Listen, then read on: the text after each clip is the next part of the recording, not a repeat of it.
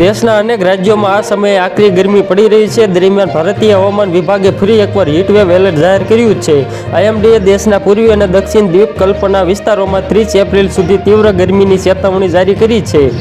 હવામાન વિભાગના જણાવ્યા અનુસાર 30 એપ્રિલથી પશ્ચિમ બંગાળના ઘણા સ્થળોએ, ગંગાના કિનારે, ઓડિશાના કેટલાક ભાગો અને ઉપ હિમાલયના પશ્ચિમ બંગાળના વિવિધ વિસ્તારોમાં ગરમીની લહેરથી ગંભીર ગરમીની સ્થિતિની સંભાવના છે। આઈએમડી અનુસાર આગામી 4 દિવસ દરમિયાન બિહાર, ઝારખંડ, તેલંગાણા, રાયલસીમા, આંતરિક કર્ણાટક, તમિલનાડુ, પૂર્વી ઉત્તર પ્રદેશના અલગ અલગ વિસ્તારોમાં ગરમીની લહેર આવવાની શક્યતા છે।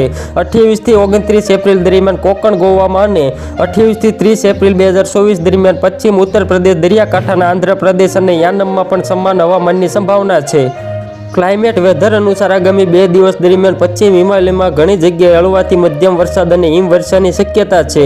28 એપ્રિલે જમ્મુ કાશ્મીર, ગિલગિટ, બાલ્ટિસ્તાન, મુઝફરાબાદ અને હિમાલય પ્રદેશના કેટલાક ભાગોમાં ભારે વરસાદ અને હિમવર્ષા થઈ શકે છે।